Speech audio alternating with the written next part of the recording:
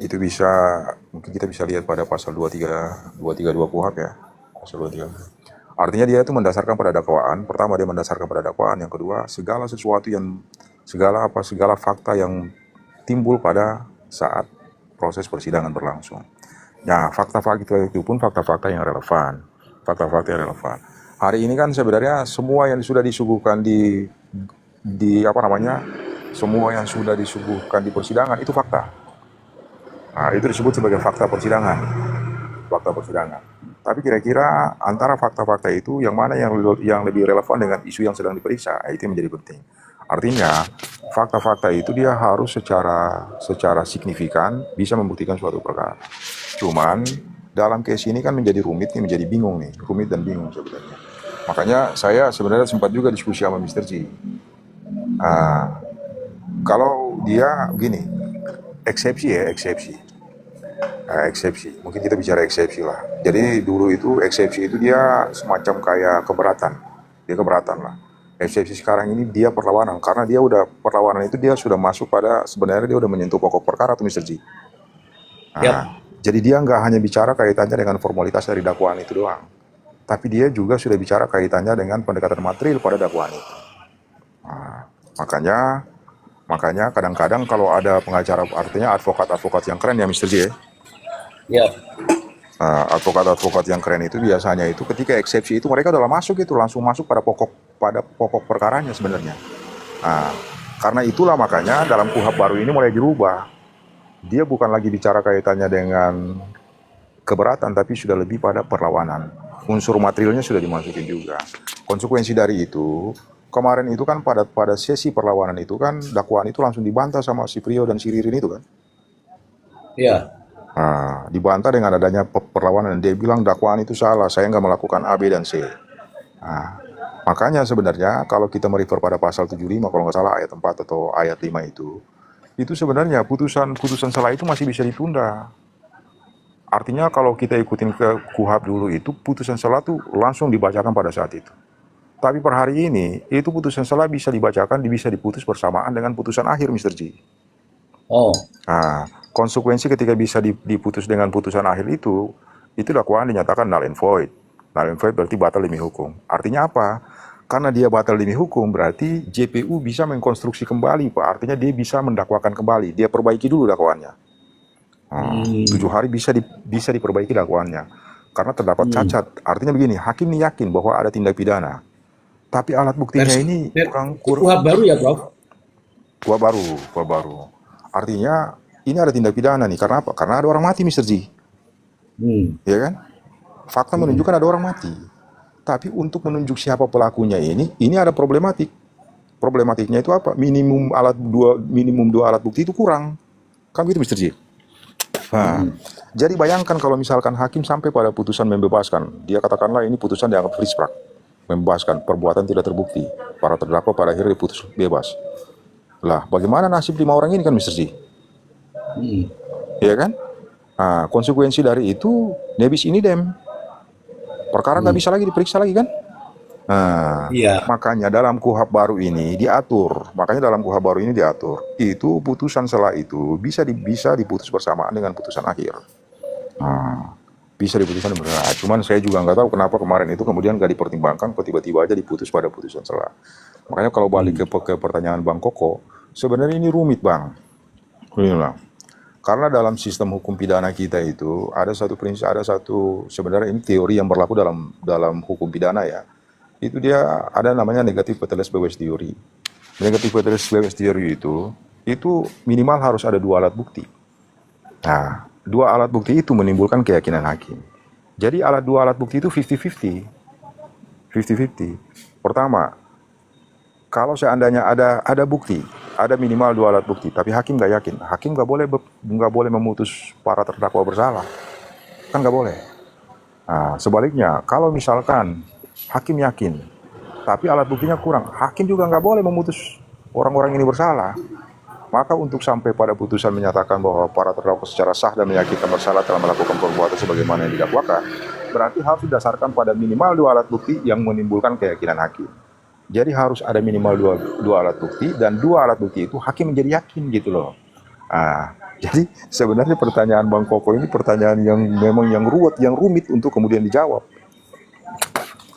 Izin, Menjawab. Prof. Imran, ini saya khawatirnya begini, ketika mereka dua-duanya disumpah berani, sumpah pocong pun berani, lalu mempertanyakan mana alat buktinya kalau saya melakukan. Nah sementara 5 korban itu siapa itu yang bunuh kan begitu. Sementara di tempat TKP hanya 2 orang itu. Lalu 2 orang itu mencari mana saya buktinya kalau saya yang membunuh. Nah itu kira-kira nih, itu pertanyaan saya loh. Sulit ya berarti ya. Iya, iya, iya. Ya, Memang lanjut. sulit. Jadi begini, banyak case. Ada kemarin itu kita sempat diskusi kaitannya dengan satu case yang namanya Sengkon dan Karta. Itu yang kemudian menjadi terobosan hukum munculnya apa namanya lembaga PK itu sebenarnya. Sengkon dan Karta itu Bang, itu kasus itu dulu Bang. Orang-orang ini didakwa untuk sesuatu yang tidak pernah dilakukan sama mereka. Bahkan mereka itu diputus pidana gitu loh. Ada satu diputus pidana 12 tahun Bang. Rupa-rupanya itu putusan yang bersifat error in judgment, putusan yang keliru menyesatkan. Karena bukan mereka yang melakukan, tapi ketika mereka sudah menjalani hukuman, di dalam itu ada orang yang mengaku bahwa dia pelakunya. Lalu kemudian pengakuan itu ditindaklanjuti dalam bentuk penyelidikan dan seterusnya. Lalu kemudian diproses. Ketika diproses di pengadilan, fakta menunjukkan bahwa memang pengakuan itu terbukti. Ada orang lain yang melakukan pembunuhan. Rupa-rupanya orang yang tadinya sudah diputus ini bukan mereka, Bang. Bukan mereka. Itu kan gila kan? Dan waktu itu memang belum ada satu instrumen hukum kaitannya dengan PK. Maka pada saat itu Mahkamah Agung kemudian membuatlah itu yang namanya PK karena sudah putusan inkrah dulu, lalu kemudian dilakukan PK. PK-nya itu dasarnya apa? Dasarnya itu adalah putusan dari orang yang mengaku ini loh. Putusan itu sudah inkrah, lalu berdasarkan putusan itu dijadikan sebagai novum. Novum untuk apa? Untuk membebaskan 2 orang yang sudah terlanjur dihukum pidana. Itu. Cuman kan begitu kan berarti peradilan pada zaman itu loh, pada zaman yang belum canggih loh Bang Koko. Semua tuh masih didasarkan pada pengakuan, keterangan dan sebagainya. Sekarang ini kan orang mau bunuh orang itu kan itu semua udah canggih, jadi gampang sebenarnya di tracking. Ya. Ini Prof, Gitu sih. saya izin bertanya lagi, apakah gestur tubuh itu bisa menilai itu di mata hakim kelak nanti ini 2 orang ini nih dari gestur tubuh gitu? Karena ini sulitnya saksi kan gitu, hanya mereka berdua. Ini kira-kira nih dari gestur tubuh gitu, bisa tidak ini kira-kira? Oke, kalau itu kan kaitannya dengan apa namanya keyakinan hakim ya. Dalam apa namanya dalam ilmu kriminalistik itu ada namanya scientific profiling. Scientific profiling itu dia coba menganalisa kaitannya dengan gestur tubuh, lalu psikologi perilaku. Cuman gestur tubuh dan psikologi dari si pelaku itu harus dilakukan dulu assessment oleh ahli. Ahli harus ada, katakanlah begini nih, ada orang yang punya perilaku menyimpang ya. Perilaku menyimpang itu harus coba dikomparasikan dengan perilaku umum orang. Kan begitu kan?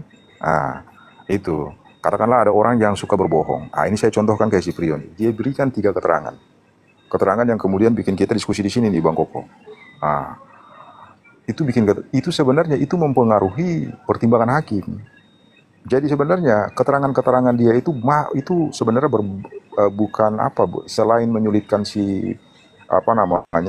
menyudutkan si Ririn, juga kemudian menyulitkan pengungkapan dari perkara ini. Dan yang ketiga, hakim itu kemudian menilai perilaku dari orang itu. Karena kalau kita baca pasal 237 itu dia bersoal kaitannya itu konsistensi keterangan saksi itu ketika memberikan keterangan.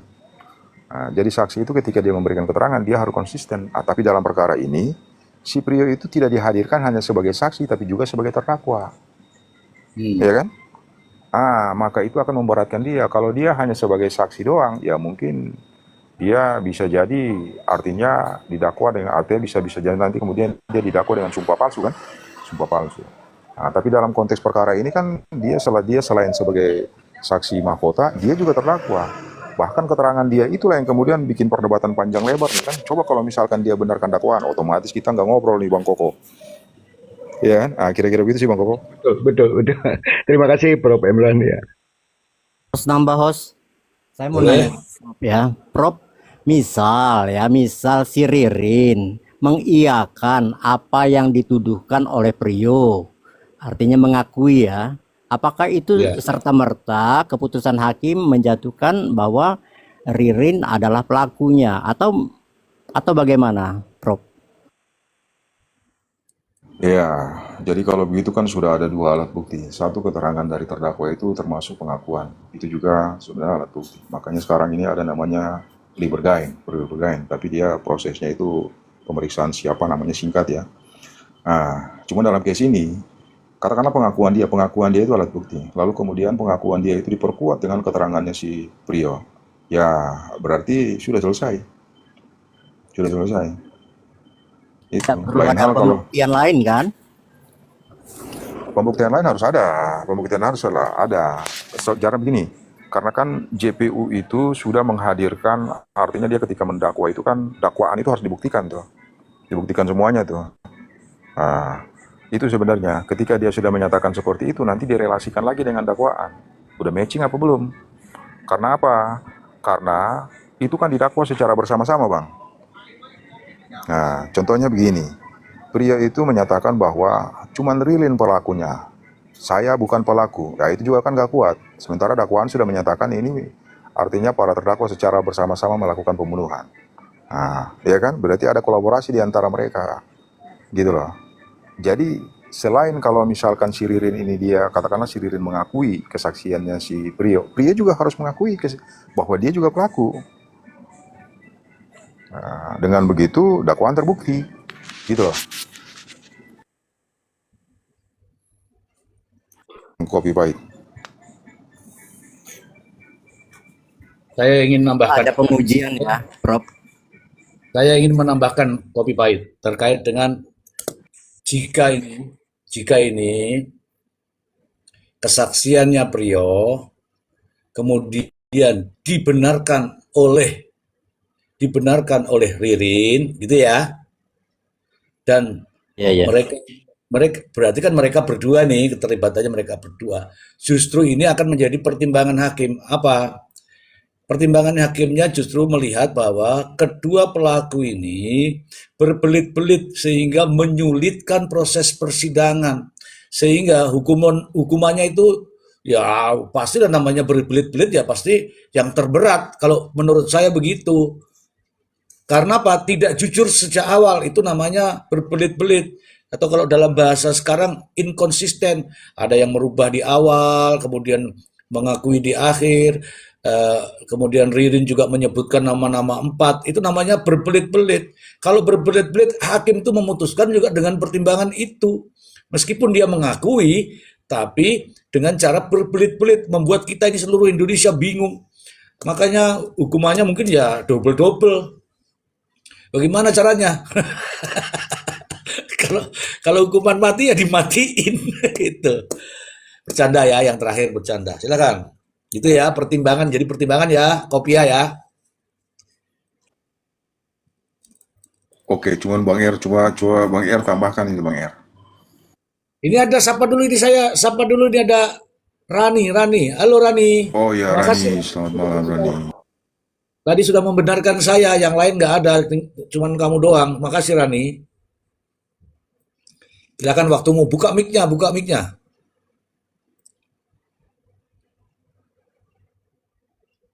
Aduh. Oh, karena tidak ada kesempatan, silakan. Abang Masih Abang R. melu-melu Mr. Z. Abang R. Bang Er. Bang R. Bang R.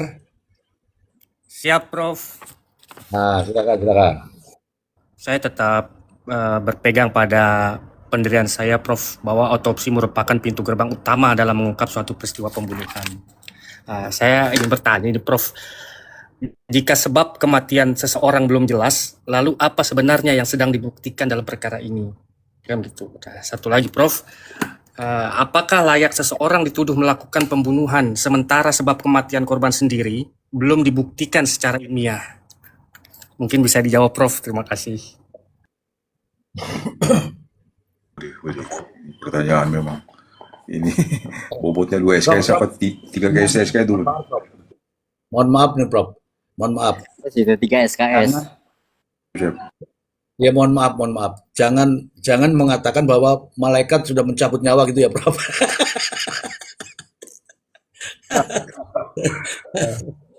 Silakan, silakan. Iya, iya, memang itu apa namanya? Memang rumit sih kayak begitu. Sebenarnya saya juga sebenarnya setuju. Makanya di awal saya bilang proses ketika apa namanya dalam delik-delik material itu sebenarnya dia pendekatannya itu individualisir. Nah, itu satu teori itu ada teori individualisir, ada generalisir, ada kalau nggak salah ada empat lah, ada lagi ada satu lagi. Jadi teori-teori itu sebenarnya dia merupakan acuan, dia merupakan parameter untuk kemudian parameter pembuktian. Nah, contohnya dalam case orang mati ya, dalam case pembunuhan. Dalam case pembunuhan itu dia bersifat post factum. Artinya fakta setelah kejadian. Fakta setelah kejadian ini diperoleh dari mana? Ya, diperoleh dari itu, observasi dari dokter itu. Dilakukan forensik oleh dokter kehakiman, oleh kedokteran kehakiman untuk kemudian menyebabkan underlying cause of death tadi, sebab yang paling kontributif mengakibatkan matinya orang. Itu Ya. pendekatannya cuma apa? Ya cuma otopsi. Otopsi. Karena itu diatur di Prakap. Orang ketika meninggal, ketika ada dugaan tindak pidana pembunuhan, maka pendekatan pertama itu adalah apa? Itu kaitannya dengan elemen objektif. Disebut sebagai elemen objektif karena pendekatannya itu saintis, pendekatan saintifik tadi. Jadi artinya harus dibuktikan dulu sebab yang menimbulkan matinya orang ini. Nah, ketika sudah menemukan sebabnya, baru kemudian mengarah pada unsur subjektifnya, elemen subjektifnya, bukan unsur, elemen subjektifnya, siapa pelakunya. Nah, contohnya begini, orang itu mati karena katakanlah dihajar sama palu. Nah, nanti palu itu kan dilakukan apa namanya, ada sidik jari ya, tim Inavis lalu kemudian menemukan sidik jari. Nah, sidik jari itu lalu itu satu. Yang kedua, nanti ditanya kepada para pelaku ini, siapa yang memegang palu di saat itu? Nah, siapa yang memegang palu saat ini? Artinya mereka akan memberikan keterangan kan, oh yang memegang palu waktu itu. Berarti sidik jari itu terkonfirmasi. Berdasarkan apa? Berdasarkan testimoni dari para pelaku ini. Nah, itu. Cuman dalam case seperti ini, kalau dalam konteks perkara ini, kalau misalkan hanya didasarkan pada visum biasa, itu kan sebenarnya melemahkan dakwaan. Cuman kalau nanti ditanya lagi, kira-kira ujung dari putusannya seperti apa? Saya sih berpikirnya ujung dari putusan ini karena hakim nggak mungkin kemudian membebaskan kedua orang ini. Kalau dia tunduk pada KUHP atau dia tunduk pada aturan harus dibebaskan, itu konsekuensi. Karena artinya tujuan dari KUHP ini untuk memastikan adanya proses itu, makanya dia bersifat limitatif dan imperatif wajib.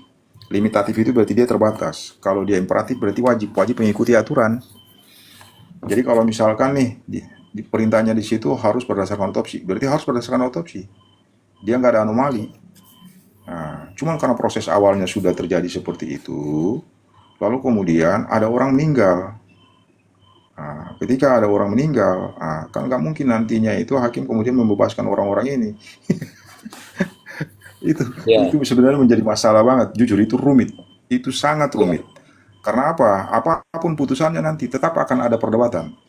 Hakim menyatakan bahwa para terdakwa secara sah dan meyakinkan bersalah telah melakukan tindak pidana pembunuhan, entah itu dia pembunuhan berencana atau pembunuhan biasa. Tetap akan ada perdebatan. Ataukah yang kedua, para terdakwa secara sah dan meyakinkan tidak terbukti melakukan tindak pidana sebagaimana yang didakwakan. Tetap juga ada perdebatan. Karena prosesnya udah bermasalah. Itu sih. Betul, betul. Teman-teman, saya ingin bernarasi, teman-teman. Benar, jadi kata Bang R tadi, jadi membuka lagi pemikiran saya. Ketika orang dinyatakan mati, itu perlulah ditanyakan apa penyebabnya. Apa yang mengakibatkan dia mati. Salah satu contoh ya, banyak contoh ini saya akan sebutkan. Orang mati tergantung. Itu juga ada dua pemikiran. Apakah itu digantung, apakah itu gantung diri. Nah, yang bisa mengetahui itu adalah ahlinya, yaitu dengan cara otopsi. Kemudian ada orang mati tenggelam. Itu juga ada dua hal, ditenggelamkan atau memang dia tenggelam. Itu. Kemudian mati karena racun, itu juga ada dua hal. Apakah dia minum racun? Kan banyak tuh yang minum racun. Apakah dia diracun? Nah, yang membuktikan itu adalah otopsi.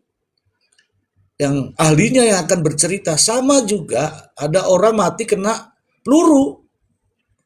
Itu juga dua hal. Karena bunuh diri menembak dirinya atau karena ditembak. Kemudian yang menembak bunuh diri, kan bisa saja seperti itu. Nah, hal-hal semacam ini tentunya benar tadi, untuk mengetahui penyebab kematian perlulah dilakukan melalui scientific apa namanya, investigasi kriminal. Tentu ahli-ahli kriminal lah yang harusnya memberikan penjelasan. Saya sangat setuju nih, saya sangat setuju. Ini saya sudah kasih gambaran sedikit tentang kematian. Karena orang mati itu yang seperti saya contohkan tadi, kita juga bertanya-tanya kan teman-teman, apa sih yang menyebabkan mati itu? Karena ini kalau alatnya ini palu. Sementara informasi yang saya dengar ada yang mati karena tenggelam, ada yang ditenggelamkan, yaitu ada bayi itu yang katanya ditenggelamkan. Itu juga butuh keterangan ahli ya teman-teman, ahli, yaitu dilakukan autopsi. Matinya ini karena apa? Terima kasih Bang R, terima kasih juga Prof Emran. Gitu. Silakan teman-teman yang lain yang mau menambahkan. Boleh. Kopi pahit mungkin mau menambahkan. Mr. Ji, izin saya nambahkan sedikit. Berarti Silakan. ya, berarti Silakan, saya sepakat 2 ya. jam ya, 2 jam. Ya, saya sepakat tadi narasi Mr. Ji, ketika nanti di putusan orang ini sama-sama berkelit, maka ini ancamannya udah kebohongan aja yang dikejar itu. Itu udah berbelit-belit lah, tidak sesuai dengan fakta ngasih keterangan. Itu mungkin yang akan dituntut oleh JPU dan hakim kalau menurut saya loh ya. Sesuai dengan tadi ucapan Mr. Ji kalau menurut saya. Itu mungkin tambahannya, terima kasih. Oke, keren. Alhamdulillah ada yang mau mendukung saya 1 orang ya. Yang lain nggak dukung nggak apa-apa. Ya ini saya jawab dulu, ini Queen nih. Tapi pakai typingan ya Queen ya. Karena ini rahasia jadi harus saya pakai typingan nih.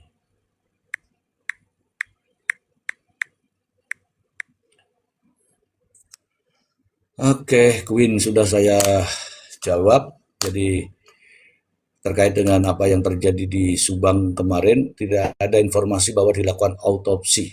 Ya, kalau autopsi itu pasti melibatkan ahli-ahli. Kalau kemarin kan hanya dokter saja yang tanda tangan berkaitan dengan visum luar mungkin, karena dari pengamatan, bunyinya itu kan dari pengamatan.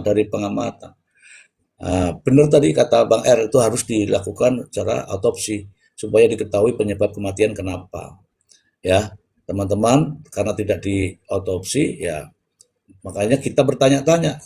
Ada Pak Buditan ini kenapa gak diotopsi? Saya juga tidak tahu. Makanya tadi ada Prof Yongki mengatakan ini prosesnya sudah unprocedural, itulah unprocedural. Oke. Mr. Z bicara palu segede itu dipukul lebih dari 1 kali apa nggak hancur? Bukan lagi hancur lebur, babak belur, babak bundas, seharusnya begitu. Silakan Prof. Iya. Sebenarnya saya mau itu juga tuh yang tadi itu yang apa biang kerok itu. Sebenarnya iya sih. Nah, iya kan. Kalau dipukul berkali-kali, bayangkan. Kalau dipukul berkali-kali dalam emosi yang artinya kalau kita pakai pendekatan psikologi ya kan. Dalam konteks emosi yang memang niatnya membunuh, pasti hancur orang itu. Beda kalau misalkan kita cuma sekedar pengen apa ya, ya iya. Tapi kalau memang pukulan itu ditujukan untuk membunuh dengan cara membabi buta berkali-kali, buset, itu kepala bisa jadi bubur itu sebenarnya. Ya. Iya, cuman kan itu dia menjadi kontra juga tuh, dia menjadi kontra dengan apa namanya hasil visum itu sendiri ya, itu sendiri. Karena menurut keterangan terdakwa dan juga mungkin di hal-hal beginilah, Mr. Ji. Ini sebenarnya ini contoh dakwaan yang disebut dakwaan gak jelas itu seperti itu, Mr. Ji. Katakanlah kalau disebut berpukul berkali-kali, Mr. Ji. Dipukul berkali-kali, lalu kemudian hasil visum itu menunjukkan bahwa lukanya tuh cuman itu berarti kan terjadi inkonsistensi. Integritas dari dakwaan itu kemudian dipertanyakan kan. Nah, itu pertama, satu. Yang kedua juga kaitannya dengan pertanyaan dari Bung Er tadi. Artinya, itu juga kaitannya dengan kejelasan dari dakwaan itu.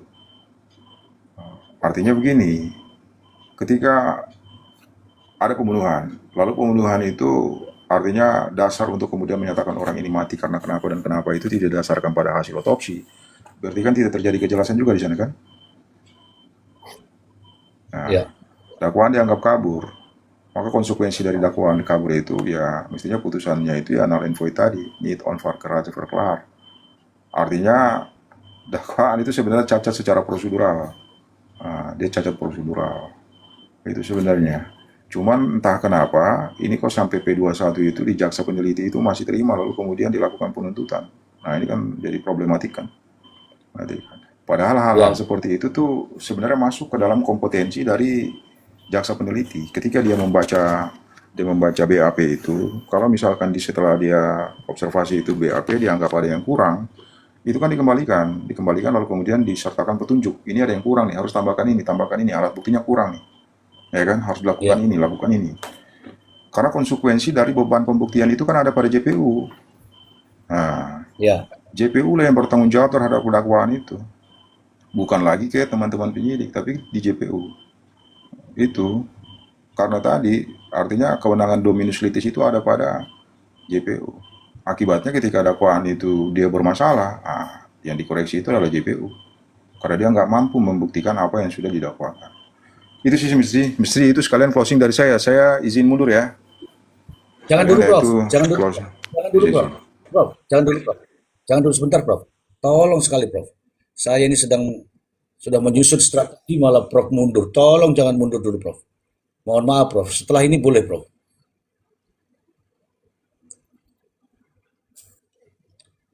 Oke, nah gede kan saya, begini Prof, ini kita menindaklanjuti apa yang ada begitu banyak tappingan.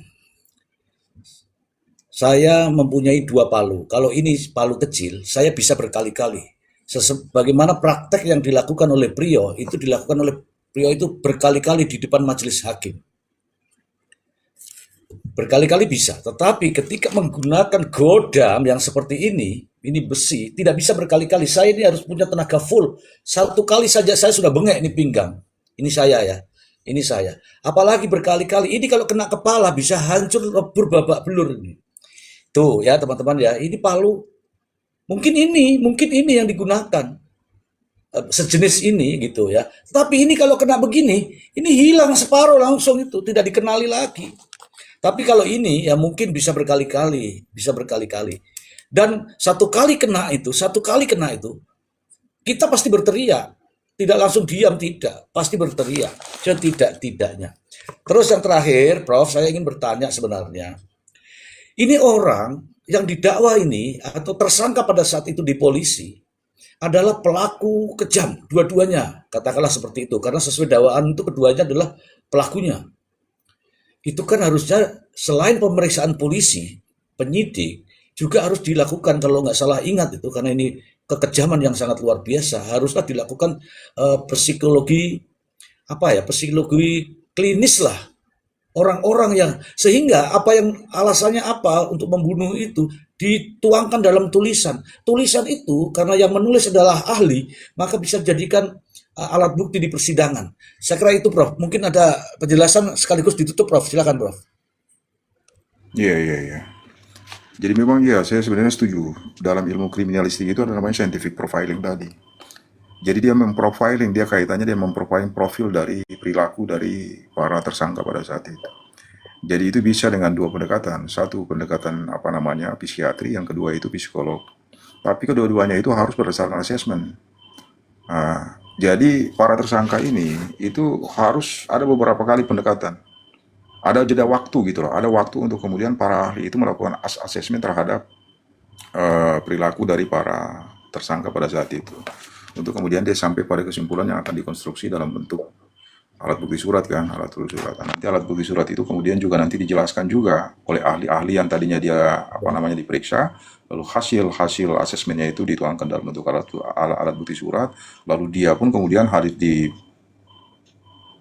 persidangan untuk kemudian dimintakan keterangan kaitannya dengan apa yang sudah diperiksa. Itu sebenarnya karena begini. Dalam pidana ini kan ada alasan pembenar, ada alasan pemaaf. Konsekuensi dari itu, artinya orang bisa saja melakukan tindak pidana, tapi kemudian dia dilepaskan. Sebenarnya bukan konteksnya ini ya, bukan konteksnya ini ya. Karena Ya. ada orang-orang yang mungkin secara psikis memang dia mengalami cacat secara psikis. Ketika dia mengalami cacat secara psikis, berarti itu ada alasan pemaafnya. Ada perbuatannya, tapi kemudian memang dia punya gangguan secara mental, lalu kemudian dia melakukan sesuatu yang kemudian bersifat abnormal. Abnormal. Nah, dalam kasus ini pun sebenarnya harus dilakukan itu, bahwa memang kedua orang ini kalau kita tracking latar belakangnya kan mereka orang-orang yang normal nih, ya kan? Mereka orang-orang yang normal nih. Makanya ketika dalam konteks pembuktian memang ada beberapa hal yang tadinya seperti Mr. disampaikan. Bahkan sekarang ini juga ada pendekatan yang terbarukan itu kan namanya lie detector. Ya. Lie detector itu kan. Nah, sebenarnya itu, Yes. tapi dia menjadi secondary lah. Iya, itu alat bukti yang secondary. Artinya dia lebih kepada bukti-bukti dari hasil analisa dari para ahli ini. Cuman begini Mr. G, tetap juga itu dia menjadi secondary. Tetap dia menjadi secondary. Karena hasil dari satu analisa ahli katakanlah ahli psikolog ya, dengan ahli lain itu bisa berbeda-beda. Bisa berbeda-beda nantinya Mr. G. Ini contoh yang paling mudah itu kita lihat pada perdebatan kasusnya si Jessica kan. Dua ahli dihadirkan Ya. Mr. G. Ya. Ahli psikologi itu dua ahli dihadirkan. Pada akhirnya mereka sampai pada kesimpulan yang berbeda-beda pula. Berbeda-beda pula. Ya kan? Itu. Memang itu menjadi sesuatu yang rada rumit, makanya dia menjadi secondary. Yang menjadi primary itu adalah apa? Tadi, komunikasi di telepon. Yang kedua, otopsi. Itu primer tuh, alat bukti primer tuh. Yang ketiga, ya itu sih sebenarnya dua itu yang paling primer. Yang paling primer tuh itu. Kaitannya dengan kesaksian mereka. Kesaksian mereka ini kan hari ini bukan lagi dia bersifat primary, tapi dia udah jatuh sekali ke bawah. Ada namanya teater. Teater eviden. Alat buktinya menjadi sangat lemah. Apalagi alat bukti yang kemudian keterangan mereka kan berubah-ubah. Keterangan mereka ini ketika disajikan di pengadilan kan dia bersifat alat bukti. Yang parahnya lagi si Priyo itu menghadirkan 3 alat bukti yang berbeda-beda. Satu versi dakwaan yang sebelumnya berdasarkan verbal di BAP. Yang kedua itu ketika pada tahap perlawanan. Yang terakhir itu sesi di mana dia menjadi saksi mahkota ketika dihadirkan terhadap atas dakwaannya si Ririn. Itu yang membuat rumit. Jadi terus terang semua orang itu menjadi bingung, rumit dan sangat-sangat rumit. Yang paling rumit itu nanti apa? Hakim. Karena hakim akan sampai pada amar putusannya, ya kan? Mau tidak mau. Dan putusan itu harus rasional, Mr. G. Bagaimana hakim coba untuk mempertimbangkan alasan-alasan dia pada rasio desidendinya, pertimbangan hakim untuk memutuskan orang ini bersalah atau tidak, ya kan? Argumentasi hakim itu harus benar-benar rasional ketika dituangkan di dalam pertimbangan putusan itu. Jadi logika putusan itu bukan ada pada amar putusannya, Mr. G. Logika putusan itu ada pada pertimbangan hakim. Kenapa hakim mempertimbangkan mereka ini bersalah? Kenapa hakim mempertimbangkan mereka ini tidak bersalah? Makanya yang akan menjadi koreksi di ujung itu yang akan menjadi koreksi itu adalah putusan dari hakim itu sendiri. Maka bebannya itu seutuhnya ada pada hakim hari ini. Ya. Itu ya Mr. Ji. Ya Mr. Ji, ini Ya, saya sekalian ya. Boleh Prof, silakan Prof. Siap. Makasih semuanya. Kak Jelita, Makasih, Bang Prof. Ari, Bang Wong, Terima kasih Prof. Prof, Bung Er, ya, nambah ilmu saya, di sini. Karani, baik, selamat malam semua, assalamualaikum warahmatullahi Kasih wabarakatuh. Prof. Waalaikumsalam warahmatullahi wabarakatuh. Warahmatullahi Mantap kan? Tambah isi kan? Ya nggak teman-teman? Pastilah tambah isi. Saya hanya mau bilang begini teman-teman. Betul kata Prof. Imran tadi. Pada akhirnya juga mau tidak mau, suka tidak suka, jaksa harus mengajukan tuntutannya. Oke? Mau tidak mau, suka tidak suka, hakim juga harus ketok palu pada putusannya. Tapi ingat, putusan itu haruslah berdasarkan fakta-fakta persidangan yang tak terbantahkan. Jadi tidak ada lagi perdebatan. Tak terbantahkan. Gak ada lagi yang nyolot-nyolot lagi. Itu dari saya. Besok kita akan membahas mengenai Ahmad Yani. Besok ya, kita akan membahas Ahmad Yani. Ahmad Yani masih ada atau sudah tiada? Kalau masih ada, mana buktinya? Kalau sudah tiada, kenapa BPJS-nya masih menyala. Tapi besok ya teman-teman, besok kita akan bahas. Terima kasih banyak untuk hari ini, kita akhiri dulu, kita ketemu di lain kesempatan. Terima kasih banyak untuk Ari Ambon, Jelita, Wong Koko, Kopi Pahit, Bang R, terima kasih.